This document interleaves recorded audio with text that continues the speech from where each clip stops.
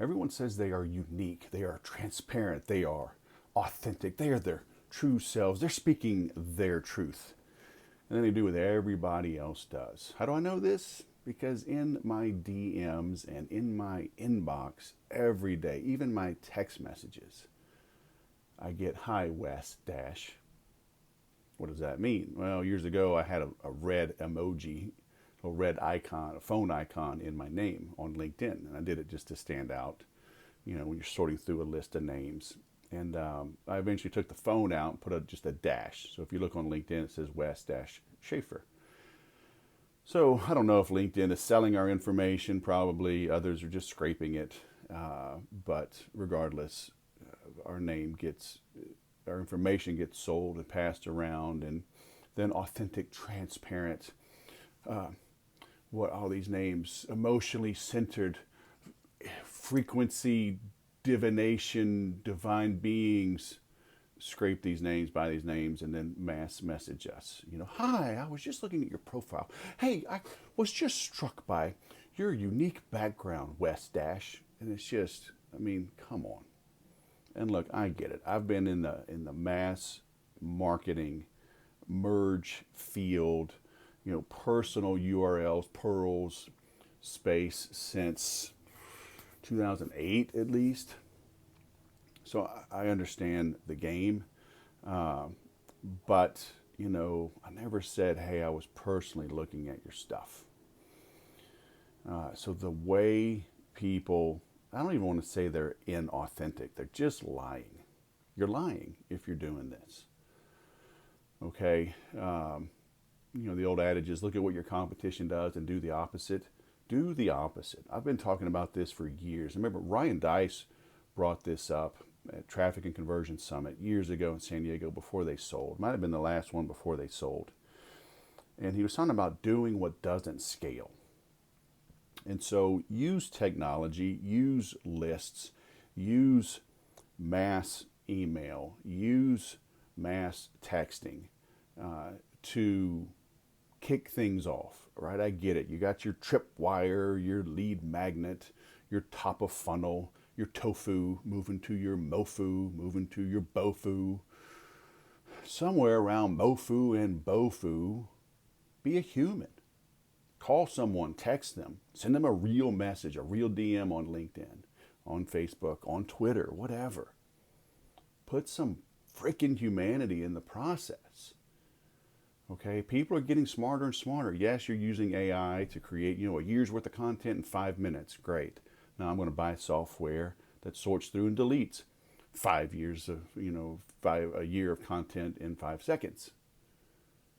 It reminds me of the gold rush, right? Like who made money? It was the general store owners selling the picks and shovels.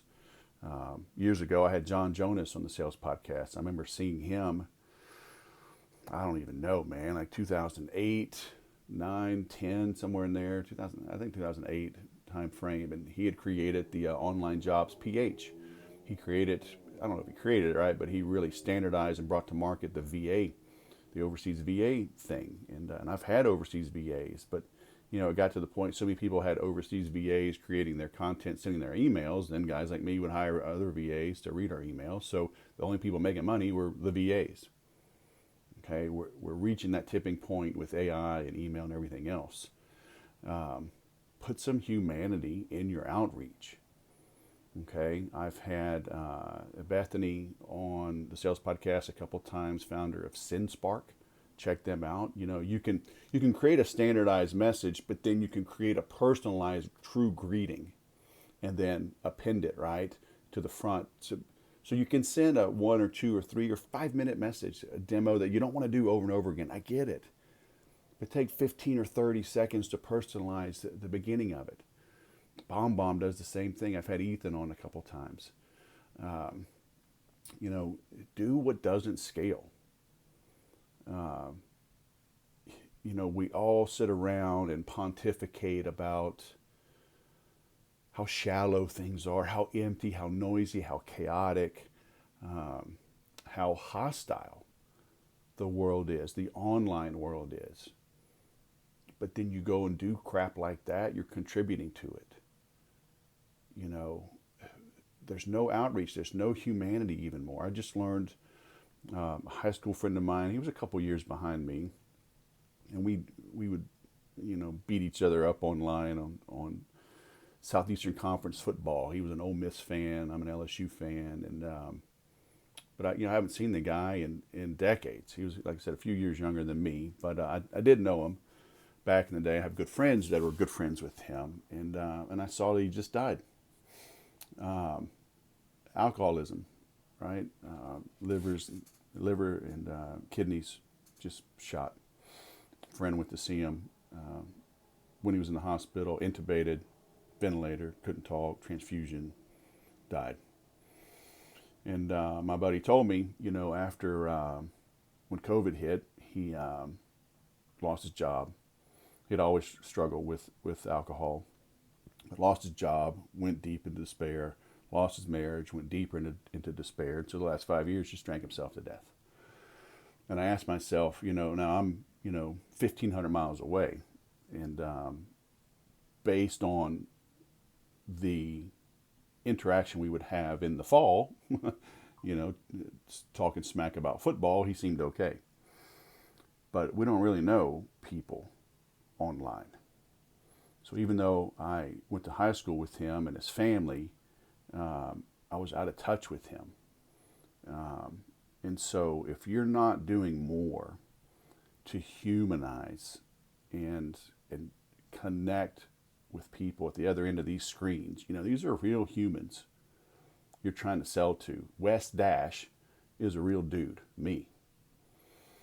And so by all means, use technology to sort, sift, and separate. You can't talk to all 1 million prospects or all 100,000 prospects, all 1,000 prospects. Have your Dream 100, your Chet Holmes Ultimate Sales Machine.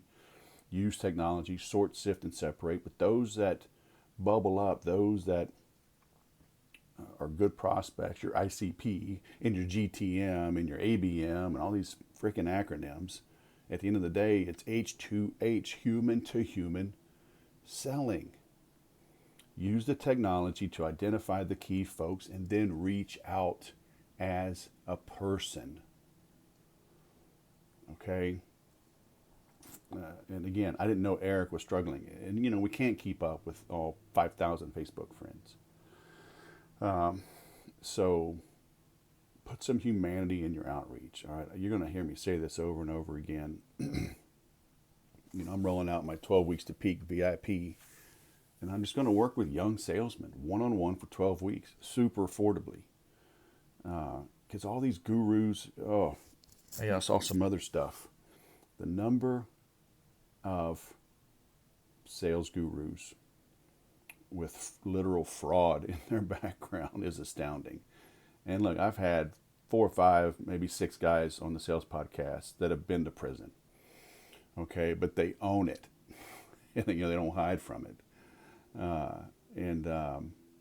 But guys that move cities, move states to leave their past behind, part of fraudulent cases, snitches, and people are gobbling up their stuff. It just sickens me.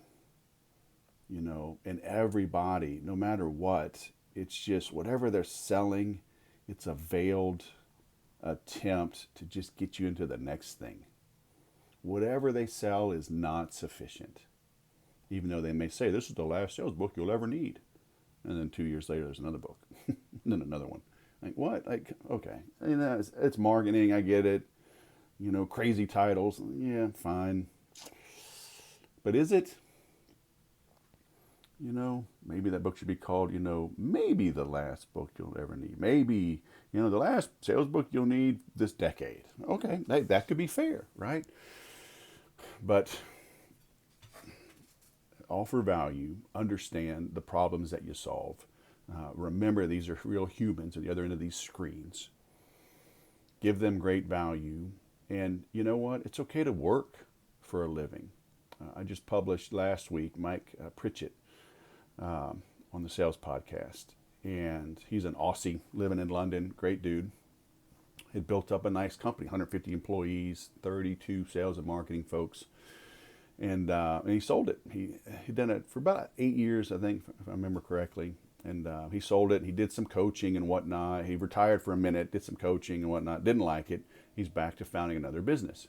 And he says the coaching thing wasn't for him. Well, the coaching thing is for me. I don't want to run a 150-person company. I just don't. I've worked from home since 2000. Worked for myself since 2006.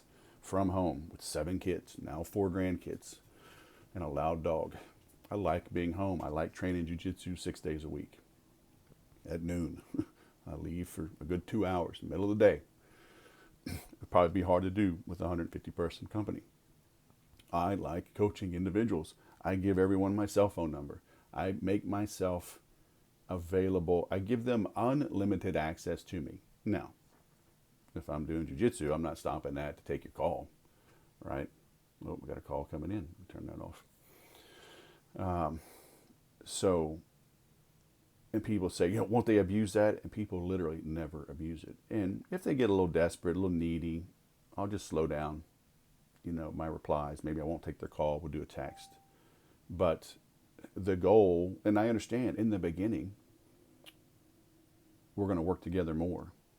Okay. But as you find a rhythm, as you start fixing things, putting out those fires, then finding the source of those fires, you have fewer fires, you have smaller fires, then you have no fires.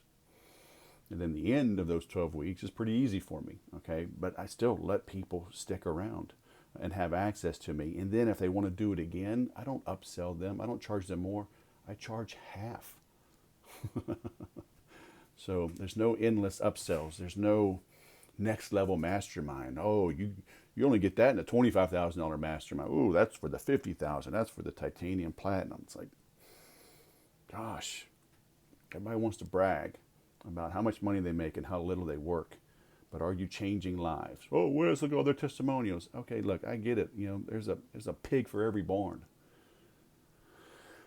But normal folks, normal situations, normal salespeople, hungry, looking for some good coaching, wanting to be treated like a human.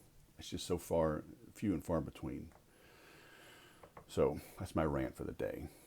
Hope you like it. Hope you don't like it. I don't care.